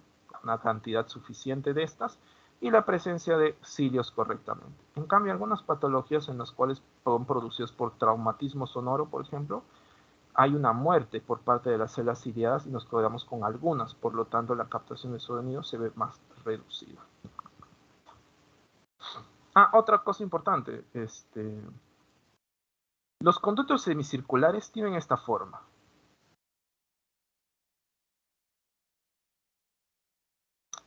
Aquí estoy. Tienen esta forma. Tag, tag, tag. Y si te acuerdas de geometría en parte, acuérdate que esto estaría delimitando ciertos ejes. Z, Y, X. Lo cual que te permite que la orientación o la disposición de estos conductos semicirculares, la orientación espacial, es decir, el oído externo está asociado al equilibrio. ¿Ok? Vamos ahora con el sentido de la olfacción. El sentido del olfato. Quiero que observes acá esta nariz, ¿no? La nariz. ¿Ok? La nariz. Esta primera porción se denomina como vestíbulo nasal, ¿no? El orificio, ¿te acuerdas cómo se denomina? Como narinas. Una vez que ingresa el aire, tiene diferentes... no sé si te puedo dibujar esto. Ahora, mira. Yo quiero que observes la nariz, ¿no? Y tu nariz tiene esto. No, profe, no tiene eso, ¿no? Sí tiene eso. Tiene eso. No, profe, yo cuando me veo es como un huequito, es por lo que tú logras ver. Pero más adentro, observas estas cosas que se denominan como cornetes. Y una vez que el aire ingresa y para favorecer, en este caso, al calentamiento del aire, va por estos lados, lo que hace que el movimiento del aire sea de esta forma. Estos cornetes hacen de esta forma. ¿Y para qué también? Uno, para que esta misma región, mira, esta porción interna se denomina como membrana, como pituitaria roja, y arriba como pituitaria amarilla. O también se denomina como región respiratoria y acá como región olfatoria. ¿Pero por qué se denomina pituitaria roja? Porque a este nivel la nariz está muy vascularizada. Muy vascular. Hay varios vasos sanguíneos. ¿Por qué? Porque tú cuando eh, inhalas aire, el aire está frío, ¿eh? El aire está frío, el aire es el que está en el medio ambiente. ¿Y tú crees que el aire que está en el medio ambiente está a 37? No, está a 22 o 18, o dependiendo de en qué lugar estés. Ahora, ¿te imaginas que ese aire todo frío llegue hasta porciones respiratorias del sistema? ¿Te imaginas que llegue así hasta los bronquios terminales, hasta los bronquios respiratorios? No, pues daño. Lo que ocasiona es que justo a nivel de esta pituitaria roja, como está altamente vascularizado, y gracias a estos cornetes, el aire tiende a hacer este viaje y por lo tanto a calentarse. Pero no solamente esto, esta forma de viaje lo que facilita es que las diferentes partículas del aire se van moviendo en todas direcciones y por lo tanto sean capturadas por el moco que se encuentra en la nariz y por lo tanto evitar que ciertas partículas como agentes patógenos lleguen a regiones más profundas del sistema respiratorio. Luego tenemos la pituitaria amarilla, la región olfatoria, en la cual hay unas diferentes células tejido aquí, acá. Vamos a hacerle un zoom. Un zoom. Hay un huesito que separa justo esta porción interna de la nariz con la del encéfalo. La base del encéfalo. Aquí. El hueso etmoides. Por ejemplo, el hueso etmoides. ¿Ok? Mira, por debajo de esta vamos a encontrar la parte interna de la nariz y aquí encontramos a la región olfatoria. ¿Qué células encontramos aquí? Mira, estimado. Una célula olfatoria. Mira, esta viene a ser una célula de soporte. Esta viene a ser una célula basal. Es que aquí encontramos estas células olfatorias. Mira, estas células olfatorias, cuando llega el aire, en esta región también hay moco, también hay mucina. Estas moléculas, que se denominan como moléculas odoríferas, llegan y se acumulan acá. Y son estas células olfatorias que detectan a esta molécula odorífera, genera un impulso nervioso que luego es dirigido ¿hacia dónde? Hacia una neurona multipolar que en conjunto forman ¿qué cosa? El nervio olfatorio. ¿Nervio olfatorio, profe? ¿Ese no es un nervio craneal? Claro, pues, ahora ya te vas dando cuenta. Un nervio craneal. ¿Dónde está? Nervio olfatorio, viene a ser el primer nervio. ¿Se ocupa de qué? De la olfacción. Ahora, listo, continuamos. Luego esta célula que está en rosadito viene a ser una célula de soporte, que le proporciona sostén metabólico. Como ya te dije en varios ejemplos, en distintos tejidos especializados en una determinada función, siempre hay una célula que le da esa función, pero como esta célula solamente tiene que estar enfocada en realizar la función, tiene que tener una célula acompañante que le diga, no te preocupes, enfócate en tu función, yo te voy a proveer de los diferentes nutrientes que necesites. ¿Ok? Y por otro lado tenemos acá una célula en azul que viene a ser la célula basal, ¿no? Que, por ejemplo, en COVID, ¿no? Es que a veces se da la pérdida de la olfacción y algunos proponen que el virus del SARS-CoV-2 logra matar a alguna de estas células. Por lo tanto, no se logra captar los olores. Pero ya una vez, en este caso, se ha controlado la infección, estas células basales lo que hacen es originar nuevas células olfatorias y así es como tú recuperas la capacidad de olfacción. ¿Ok? ¿Listo? Ahí va. Continuemos. Sentido del gusto, para culminar, ¿no? Acá culminamos. Acuérdate que en la lengua, y no solamente en la lengua, sino en el paladar, por debajo de la lengua, en los carrillos, en la faringe incluso, encontramos las papilas gustativas, ¿no? Las papilas gustativas. Pero donde hay una mayor cantidad de estas se encuentran en la lengua.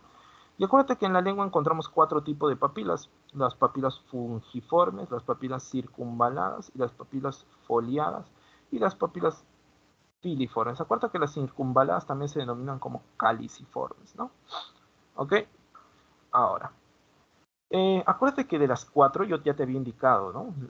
Cuando llevamos sistema digestivo, yo ya te había dicho una premisa de que las papilas filiformes son las únicas que no están asociadas con el gusto, sino debido a su forma filiforme, filuda, tiene la capacidad de raspar el alimento y este raspado del alimento favorece a que se capture las moléculas que le dan el sabor al alimento. ¿Ok? Y son las otras las que se encargan de distinguir estos diferentes sabores. ¿Ok? Ahí vamos. Vamos con el siguiente. Ahora, yo agarro una papila gustativa y le doy un zoom. Y observo aquí, mira. Es una papila. Pero todo esto son varias células, pues son varias células. Vamos a hacer un zoom. Más zoom todavía. Y encontramos acá una célula, otra célula, otra célula, acá encontramos otra célula. Vamos a encontrar dos tipos, células basales y células gustativas. Las células gustativas son las encargadas de que acá hay un orificio. A nivel de este orificio, acá arriba hay mucosidad como parte de la saliva, solo que las sustancias químicas al momento de masticar y salivar el alimento, triturarlo, las moléculas se quedan aquí y viajan ¿a dónde? A estos poros gustativos. Viajan y las células gustativas reconocen, dirigen y transmiten un impulso nervioso ¿hacia dónde? Hacia ciertos nervios. ¿Ok? Estas células gustativas también poseen células basales, que pues tienen la capacidad de reemplazar, originar más de estas células gustativas. Pero a todo este sistema de poro gustativo, célula gustativa, célula basal, se denomina como botones gustativos. Por favor, acuérdate eso, apúntalo, ¿ya? Botón gustativo. Listo, acá tenemos un poro gustativo, la cavidad oral, con la saliva acá impregnada. Llega una molécula por parte de un alimento, llega, es captada por la célula receptora o célula gustativa y dirige ¿qué cosa?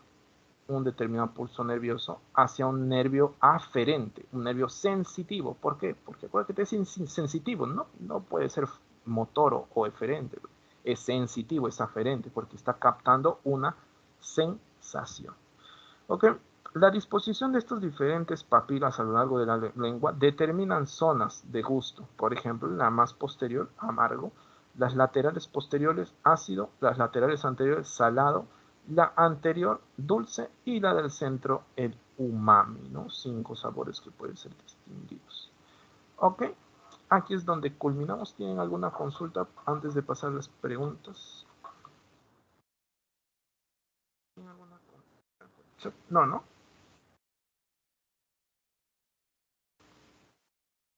Listo, pasamos entonces. Profesor, una pregunta Un con ratito, respecto a... disculpen. Hay dos, ¿verdad? Ya, primero, a ver, ya Sadi, a ver, primero, ¿quiénes habían realizado? Sí, profesor. Le quería preguntar sobre sobre el sentido de la vista, Ok, sobre los conos. En ok. caso de daltonismo, que hay una alteración en la percepción de los colores, ¿habría como un daño en los conos o algo así? Ah, ¿te refieres en el daltonismo? Sí, o es Ah, diferente. ya. No, sí, sí. Ya, miren, yo les digo que yo soy, bueno, yo soy egresado de genética y vectonología y recuerdo cuando llevamos el curso de genética humana y citogenética humana y recuerdo que uno de los trabajos fue encuestar a una población, la mayor población que podamos de estudiantes que puedan observar, que puedan tener daltonismo, ¿no? Es un tipo de acromatopsia. Ahora, ¿qué sucede? Esa pregunta es un poquito más, ¿no? de biología molecular, porque aquí estamos haciendo referencia a mutaciones. El daltonismo lo vamos a ver en una clase que es herencia ligada al sexo, ¿ok? En la cual ocurren mutaciones a nivel de los genes, ¿ok? De los genes que producen, que sintetizan a estas proteínas que son sensibles a la luz, que se denominan como opsinas, ¿ok? Ustedes han visto, ¿no? Eritropsina, cloropsina, rodopsina. Todas estas tienen dos partes. Una parte proteica y una parte que es una molécula organa pequeñita que permite captar la luz, que se denomina como retinal. ¿Ok? Todas estas proteínas tienen el mismo retinal. Todos tienen el mismo retinal. Pero la forma de la proteína es que le da esa capacidad de distinguir un determinado rango de luz. Por ejemplo, las eritropsinas de 560 nanómetros, que está asociada más que todo al rojo y pequeñas variaciones. Cuando ocurre una mutación, lo que ocurre en estas proteínas, en algunas de estas, es que origina un cambio en la estructura que finalmente no puede detectar la luz. Por lo tanto, no se puede distinguir, ¿no? Estos colores. Y eso es lo que ocurre en algunas enfermedades, en el daltonismo, porque hay ciertas variaciones. ¿Ok? Sí, ahí va por un lado. Si recuerdo Ahora, bien, era el recesivo, ¿no, profesor? exactamente. Ujú. Me parece que alguien más iba a realizar una pregunta. ¿Quién iba a realizar una pregunta?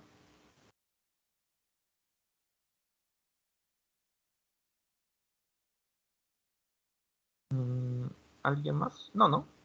Ya, creo que había escuchado dos voces. Ya, continuemos. Ya, listo. Vamos a las preguntas. Me dice, uno, ya les dije, estimados, pierdan este, ya saben, acá no es que mi amigo no va a saber que no sé. No, intente. ¿Ok? Vamos a ver, ¿qué nos dice en la uno? Las medusas poseen células nerviosas carentes de mielina asociadas en redes. Asimismo, presentan estatocitos que le permiten mantener el equilibrio. Por otro lado, poseen ropalios donde podemos encontrar como estructuras sensibles a la luz, ¿no? Lógicamente, estructuras sencillas a la luz son ocelos, ¿listo? Ocelos, ¿no? Los ocelos. Uno, casa, ¿no? Exactamente, ya sabe. Miren, por ejemplo, ocelos también encontramos en los platelmintos, ¿no? En los platelmintos también encontramos ocelos. Vamos ahora con 2. ¿Qué nos dice? Las planarias tienen, o sea, los platelmintos tienen la capacidad de regeneración. Claro, sí. Eso me parece que lo vamos a ver más adelante cuando veamos el tema de reproducción asexual y sexual. Una de las formas de reproducción asexuales es la secuencia de fragmentación-regeneración. Cuando ustedes se encuentren, por ejemplo, el río Rímac, si van un ratito, van a ver unos gusanitos planos, que son platelmintos, son planarias, y van a ver que si ustedes cogen una, la cortan en 4 pedacitos, de cada pedacito se genera una nueva planaria. Y ese es un proceso de reproducción asexual, denominada como fragmentación-regeneración. Los equinodermos, las esponjas, las estrellas de mar, también lo tienen. Las planarias tienen la capacidad de regeneración cuando su cuerpo es fragmentado. ¿Listo? La regeneración celular incluye a las células nerviosas. Ah, interesante. Por eso las planarias son un modelo de estudio de regeneración neuronal, porque ustedes saben que las neuronas no tienen esa capacidad de regeneración, ¿no? ¿Ok? Pero en cambio, por eso es que se estudian las planarias, estas células neuronales, porque mantienen esa capacidad, ¿no? Y puede ser interesante de estudiar debido a cuáles serían los mecanismos por los cuales las células neuronales podrían regenerarse, ¿no? Incluye células nerviosas que sí, si es que la estructura perdida es la anterior. Podemos decir entonces que estos gusanos pueden regenerar los 2 cordones longitudinales, el par de ganglios cefálicos, los ganglios infraesofágicos, sí, o por otro lado, también tenemos los ganglios supraesofágicos o el anillo periesofágico, ¿no? A ver, ¿qué proponen ustedes? ¿Qué proponen? Me dicen la 2C. El anillo periesofágico no puede ser porque no es de esos animales, ¿sí o no? Hay clarísimo. No puede ser eso, porque es de los equinodermos. Ahora vamos con los ganglios supraesofágicos, que recuérdense que se encuentran ¿dónde? ¿No? Acuérdate que hay unos ganglios que se encuentran infraesofágicos, pero esos son de los anélidos, ¿no? Son de los anélidos. El par de ganglios cefálicos. Más que todo, vamos a encontrar a los par de ganglios cefálicos, ¿no? Acuérdate que la C, ganglios cefálicos, a ver, también podríamos tener los cordones longitudinales, ¿no? Porque acuérdate que en las planarias, los platelmintos, los, los, los cordones que poseen este conjunto de axones pueden ser cordones longitudinales o cordones transversales. Pero acá nos dicen el par de ganglios cefálicos y pues más que todo por una relevancia funcional, porque acuérdate que la parte en este caso más importante de la neurona va a ser el soma, ¿ok? Entonces, entre los dos, cordones longitudinales o par de ganglios cefálicos, pues vamos con la C, ¿no? Ganglio cefálico, ganglio, pues agrupación de los somas neuronales. ¿Ok? Listo.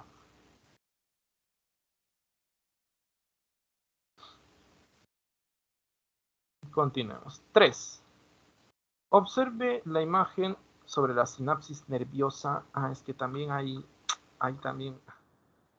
Ya, bueno, eso es más que todo para nivel universitario. Es que la sinapsis pueden ser 2 tipos, ¿ya? Pero en los mamíferos es de tipo químico.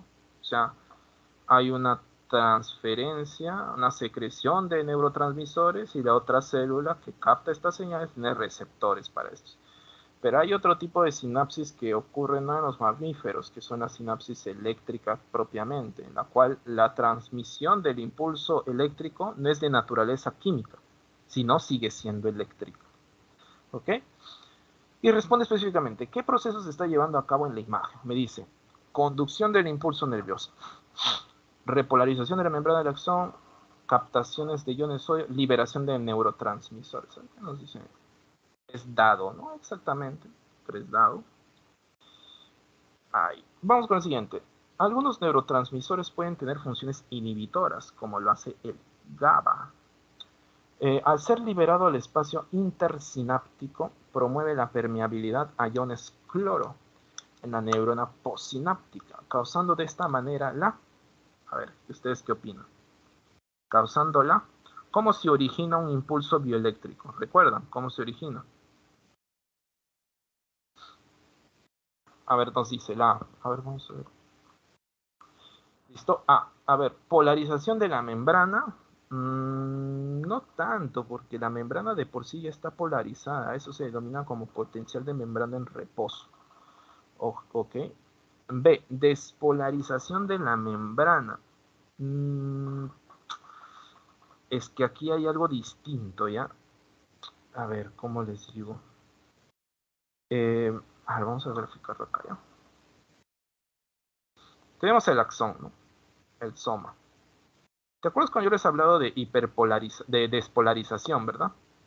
Que los iones sodio, que están en exceso en el ambiente exterior, ingresan, pero el sodio es positivo, ¿ok? Yo te estoy hablando acá de iones cloro. El cloro no es positivo, es negativo. Y si si hay un ingreso, vamos a ver, ¿dónde está la imagen? Acá. Vamos a reducir. Vamos acá. Mira, quiero que observes lo siguiente. Aquí.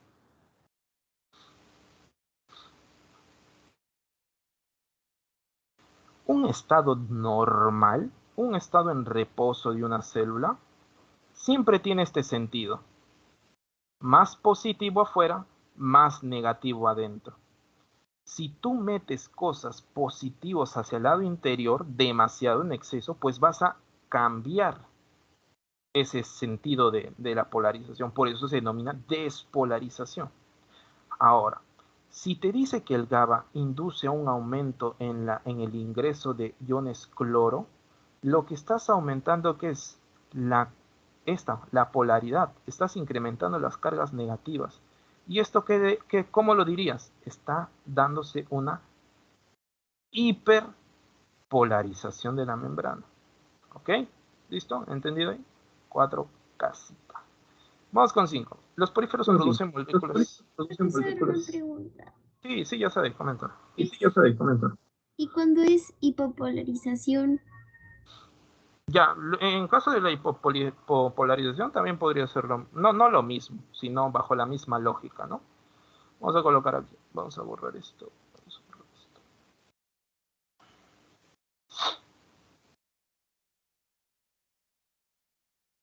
En caso de la hipopolarización, puede ser producto de una salida o de un ingreso de iones sodio, pero pequeño. No es lo suficiente para que invierta la polaridad, solamente la reduce. Algo común de las células en reposo es que poseen 70 milivoltios, ¿no? En su campo eléctrico, ¿no? Que está en el campo eléctrico que se forma a nivel de la membrana. Una hipopolarización lo que hace es reducirla, quizás a 20 milivoltios, ¿no? O 40 o 50 milivoltios. En algunos fármacos logran generar esto, la hipopolarización. ¿Okay? Pero si ya supera la barrera de ir positivo a negativo, eso sería despolarización, ¿no? Continuemos a ver, vamos con la 5. ¿Qué nos dice? Los poríferos producen moléculas similares a los neurotransmisores descritos en organismos más complejos. Estas moléculas estimulan los coanocitos y de esta forma permiten la alimentación. Para que esto suceda se puede deducir que en la membrana de los coanocitos las moléculas se unen a ver a qué, a canales, microbiales, no, pues no, uno de los principios más básicos en cuanto a, a la biología, es algo que yo siempre les digo, ¿no? A los estudiantes que enseño. Todo, la parte biológica se reduce a conocer la física, la química y psicoquímica de los diferentes procesos vitales. Todo se resume a química, física y tal. ¿Ok? A nivel reduccionista. Ahora, si yo te digo que todos los sucesos que ocurren a nivel biológico es producto de interacciones, todo es nivel de interacciones, nada sucede de la nada, interacciones.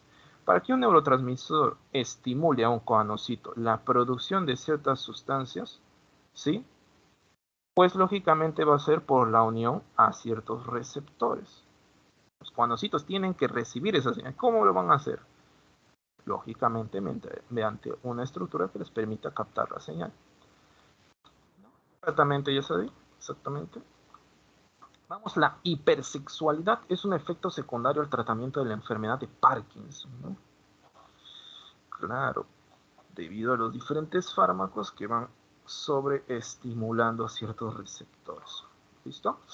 El tratamiento con levodopa, ¿sí?, causa un incremento de la actividad de neuronas dopaminérgicas, o sea, hormonas específicas de dopamina, en él, causando un incremento súbito de la motivación y la excitación sexual. A ver, estimados, aquí, ¿cuál ustedes dirían?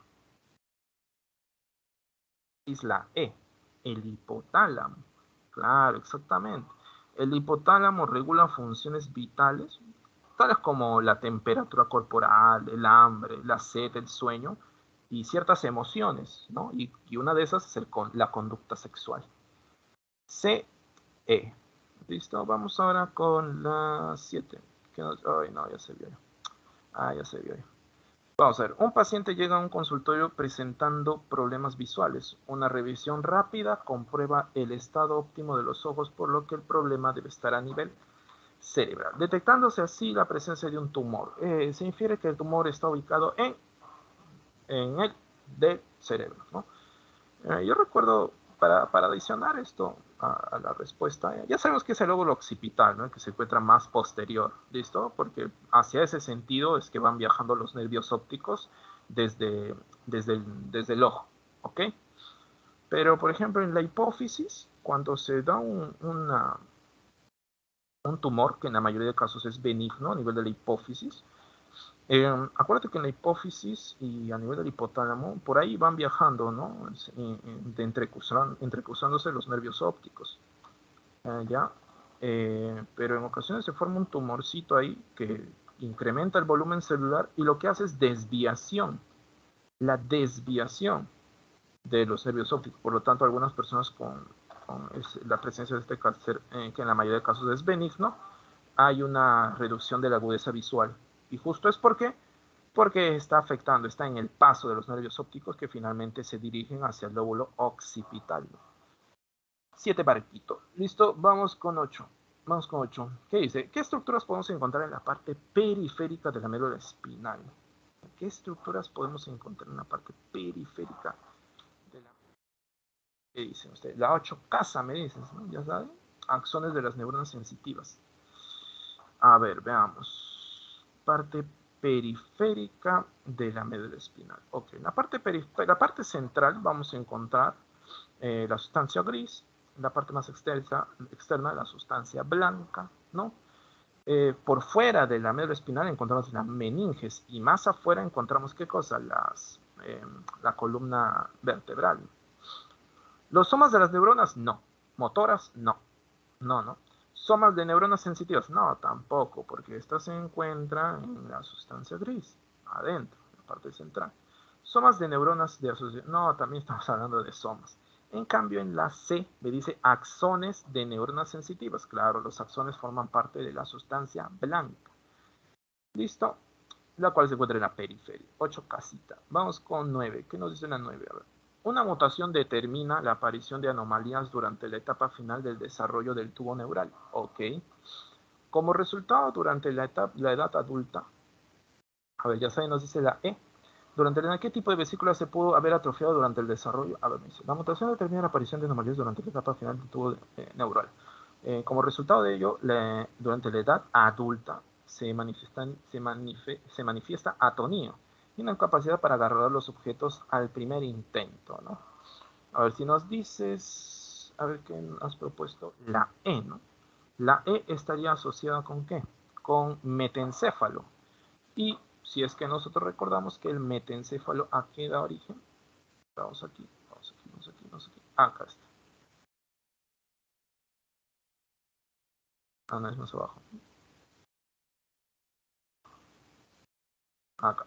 Al metencéfalo, ¿a qué va a dar origen? Al puente variador y al cerebelo, en la cual está asociado con el equilibrio, la regulación del tono muscular, ¿no? 9, enano. Vamos ahora con 10. ¿Qué nos dice 10? Uy, acá estamos hablando de meninges, ¿no? Observe la siguiente figura y responda a qué estructura está haciendo referencia a las 3 líneas inferiores. Uy, uy, uy, ahí vamos a ver. Veamos, dice piel y dice cráneo. Esto es cerebro, ¿no? Cerebro. Pero aquí, ¿qué tiene que ver? Acá vamos a encontrar un tejido conjuntivo, una membrana conjuntiva, que viene a ser las meninges, ¿no? Y las meninges están conformadas por 3 membranitas. La dura madre, el aracnoides y el pia madre. ¿Ok? Acá entre el aracnoides y la pia madre también hay un espacio pequeñito que almacena un líquido. Este espacio se llama subaracnoideo, la cual permite el líquido que está inmerso acá, que cualquier golpe que origine, esto se amortigua a nivel del líquido y que no vaya, la vibración no llegue hasta dónde, hacia el cerebro, ¿no? A ver, ¿a qué estructura está haciendo referencia a las 3 líneas inferiores? Lógicamente a las meninges, ¿no? 10, alianza. ¿Ok? Vamos con la 11. ¿Qué nos dice la 11? Cuando usted lee, la luz reflejada incide primero en una cubierta transparente en la parte frontal del ojo. Después la luz atraviesa una cámara llena de un fluido llamado ¿cómo? Que nutre tanto a la lente como a la córnea. A ver, ¿qué dice? 11 barquito, a ver, Yanela y Yasadi, 11 barco. Y este es algo que quiero, a ver, vamos a ver, aprovechando este poco tiempo. ¿Dónde está? ¿Dónde está? ¿Dónde está? ¿Dónde está? Acá está, ¿no? Vamos a borrar todo esto. Y les comento lo siguiente.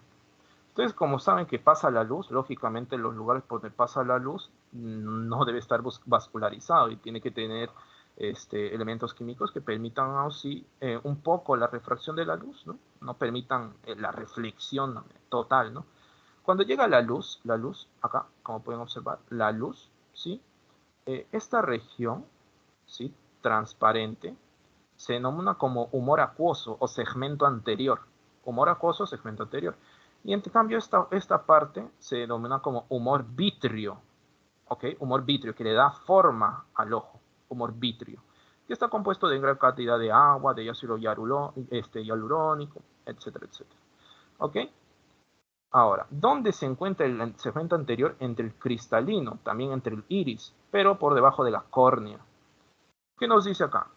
Atraviesa un fluido llamado, a ver, una cubierta, primero una cubierta córnea, una cubierta transparente, después atraviesa una cámara llena con un fluido llamado humor acuoso, ¿no? Que nutre a la lente como a la córnea, exactamente. Continuemos. Vamos ahora a 12. ¿Qué nos dice? El ojo de los mamíferos capta, enfoca y convierte las ondas luminosas en impulsos eléctricos, aunque el enfoque inicia en la córnea, cuyo contorno rodeado refracta los rayos de luz. Nos falta un minuto. Voy a dejar la respuesta para acá, ¿ya? Vamos con 12 enano, ¿listo? 12 enano, 13 casita, 13 casa, 14 alianza y finalmente 15 Daniel. 15 Daniel. Estimados, nos estamos viendo en la próxima clase. Por favor, repasen de forma equilibrada. ¿Ok? Nos estamos viendo. Cuídense.